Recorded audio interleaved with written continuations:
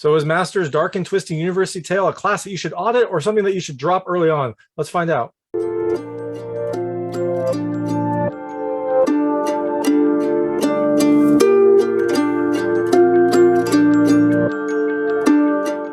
Hey everyone, this is David Stark from Watch or Pass, and this is going to be a 5-minute review. If you remember 5-minute reviews, or I'm going to talk about this movie for 5 minutes. At 5 minutes, I'm going to cut it off regardless of where I am.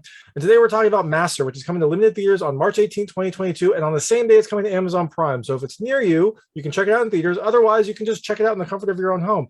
It is an interesting film. It's from director Mariama Diallo, and it has a great cast, including Regina Hill, Zoe Renee, and Ella Hunt.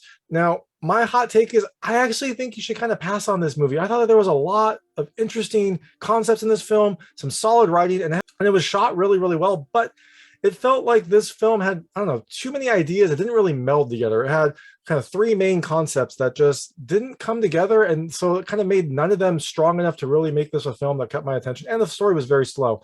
So in Master, you have this elite New England university that has this kind of haunted past. It was built on the Salem witch trials, so there's issues with its history, and also the university is trying to kind of break into a new era. It just appointed its first Black headmaster, and it's trying to kind of promote Black teachers inside. It's trying to kind of change its overall culture, which is an interesting way to start. And the film follows 3 main characters. One is the headmaster, one is a professor, and one is a new student, as they are trying to kind of navigate this place and deal with some of their own insecurities and some of the university's dark past. So it sounds like an interesting concept, and it is. And I'm going to get into why I didn't like it later. But first, I'm going to talk about what I liked.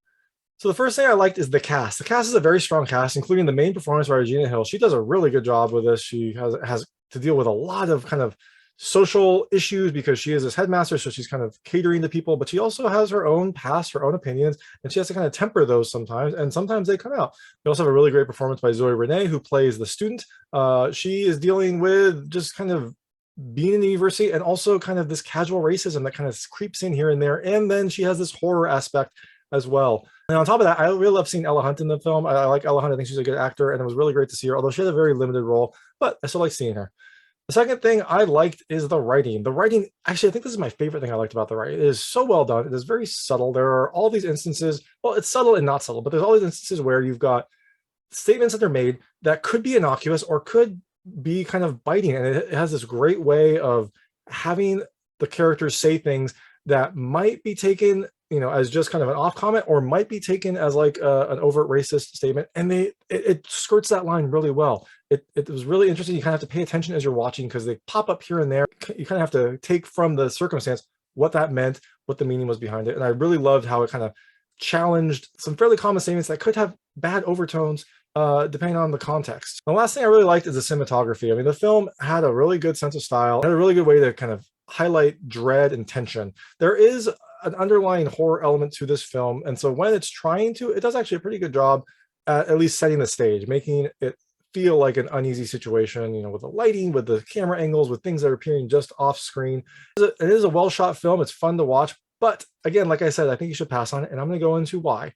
So the first thing I didn't like, and I kind of mentioned this a few times, is I don't really know what genre this movie wanted to be in. It's part drama, part like coming of age, and then part horror film. And I was very excited when like the horror elements came in. I was like, oh, this is gonna be a horror movie. But then they're kind of explored, some weird stuff happens, and then they're just kind of gone. Like the film feels like it's building towards more of a horror movie, but then that goes away. And maybe the message is like the horror is actually our real life, except that some of the characters had like actual horror experiences in the film. And so it feels like there is a horror element here, but it was either abandoned or maybe the director thought that the horrors of reality are worse than that. It kind of has 3 distinct ideas that don't really feed off of each other. They could have, but they end up kind of taking away from each other, and it makes it so that none of them really feels that well done.